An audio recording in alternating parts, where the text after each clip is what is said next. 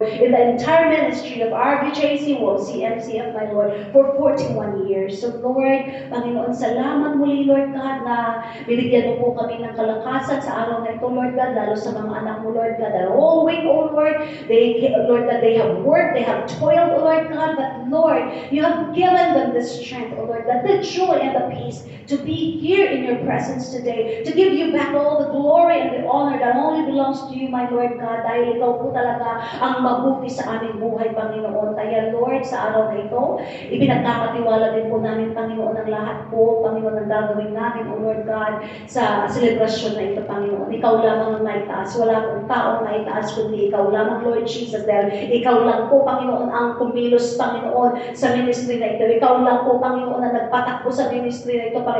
Ikaw ang nag-sustain. Ikaw ang, Lord God, nagbigay ng kapangyarihan, ng kakayahan sa amin, ng anointing, Panginoon, para magawa po namin, Panginoon, na nais mo pong gawin, Panginoon, sa bawat isa po sa amin, O Lord God. So, Lord, we are grateful today, O Lord God, that we know you are here, like we always say and we always believe it, because it is written, my Lord God. You promise, O Lord, that when 2 or 3 gather together in your name, you are in our midst. So, Holy Spirit, bless us with your holy words today.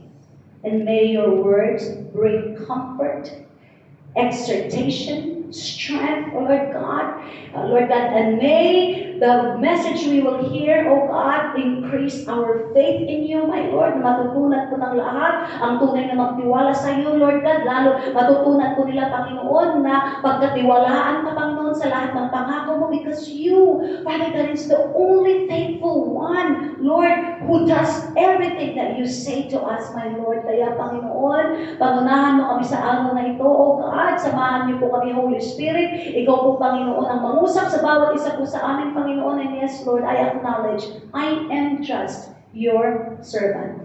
I am just your mouthpiece, my Lord.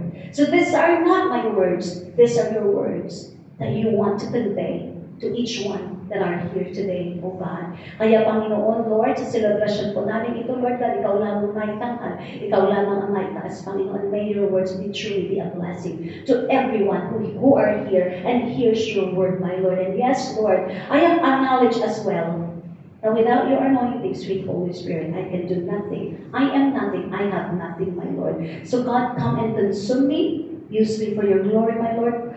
Put, Lord God, the right words in my mouth. Fill me with wisdom from on high, O Lord God, knowledge and wisdom, O Lord God. Lord, reveal to me your thoughts, your heart, your plans, your purposes, O God. In regards, Lord God, to, Lord God, telling your people and encouraging your people that you are indeed the God who keep your promises to all of us, O Lord. So, Lord, may your words be so alive, Lord God, and full of anointing that it will bring transformation, O God, in the lives of the hearers, in Jesus' name. Lord, use me now for your glory. Apart from thee, I can do nothing. So, Lord, come and consume me, sweet Holy Spirit. Bless me today, O God, as your mouthpiece, my Lord. Hide me behind you. Boses mo lang ang marinig. Ikaw lamang ang makita, Panginoon.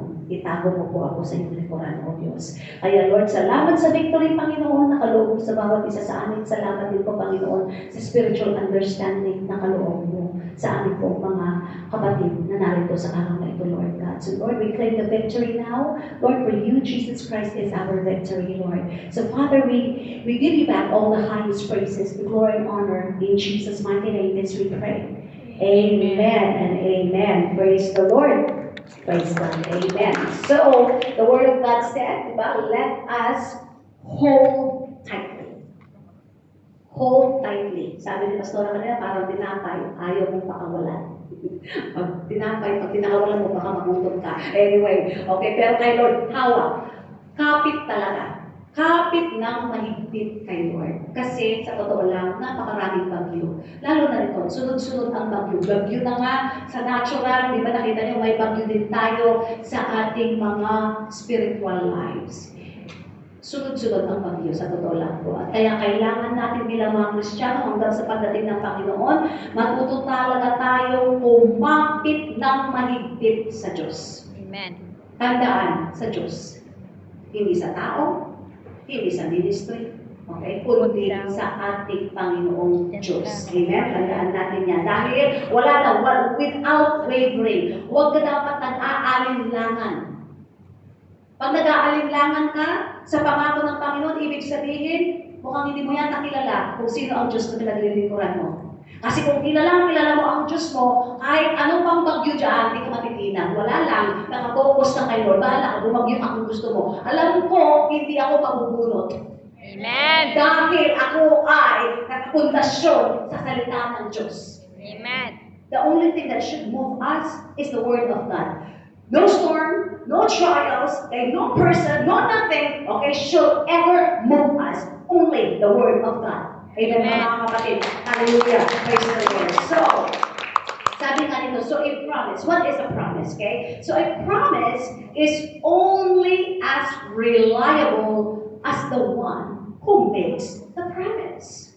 Or in Tagalog, ibig sabihin niya, kung ang nagbibigay ng pangako ay mapagkakatiwalaan, okay, ibig sabihin, maaasahan din natin ang katuparan ng pangako iyon. Amen. Kung mapagkakatiwalaan. Ang tanong, si Lord, mapagkakatiwalaan. Amen ba mga kapatid? Amen. Ang tao, sumasablay. Kaya medyo shaky. Unless you really know that person well. We cannot decide it. Hindi talaga, I mean, with my experience, sa totoo lang, with all the experiences that I went through, ang hirap na ngayon. Dati mapagtiwala talaga ako eh. Punong-puno ako ng tiwala. Sabi ko pa nga kay Lord noon, Lord, I love that quality, okay? Yung trusting. But over the years, okay, noong maranasan ko lalo na, okay, na yun na nga, may mga pagsubok, there are, I would say, betrayals or what? It's hard. Doon na ako talaga natutong sabi ko, Lord, mukhang pangit yata yung quality ng trusting ako. Kasi sa sobrang tiwala ko, akala ko okay. Hindi pala. Mukhang kailangan natin baguhin, Lord, yun sa akin kasi trusting ako. Sabi naman ni Lord, no. Keep that. Keep that quality because that quality, character, is really good in the eyes of God. Amen. So, sa tao, sabi ko nga, ang hirap, pero thank God na lang talaga with the discernment of the Holy Spirit that God gives us as a gift, you can discern. And He helps us to really distinguish kung yun nga, mapagkakatiwalaan o hindi. Amen? Maging maingat na lang talaga. Pero yun na nga, kay Lord lang. Ang natutunan ko, ang lesson lang din doon, totoo nga na hindi tayo pwedeng magtiwala sa tao kundi sa Panginoon. Amen? Dahil ang Diyos lang naman po talaga ang nag-guide sa atin. Ang Diyos naman ang, pare-pareho naman tayo. Sabi ko nga, if the same Spirit of life lives in all of us, which is the life of our Lord Jesus, but the Holy Spirit is all in us. The Holy Spirit, whom the Lord has given na sa atin, siya po ang ating katuwang. Siya ang ating kasama sa lahat para guide natin si Holy Spirit. Imagine nyo, kung wala si Holy Spirit na guide sa atin, naku po ang hirap kaya ng ating buhay Kristiyano. Sa totoo lang po. Ang hirap.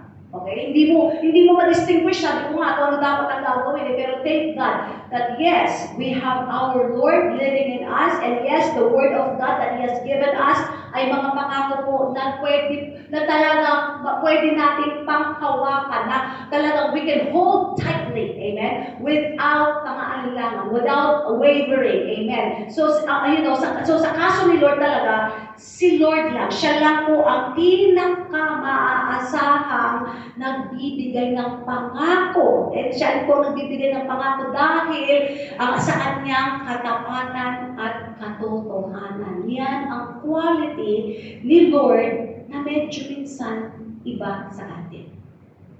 Na yun naman talaga ang dahilan kung bakit tayo ay kailangan pang ma-transform the Holy Spirit. Dahil yun ang gusto ng Ama na maging tayo, maging kagaya tayo ni Kristo.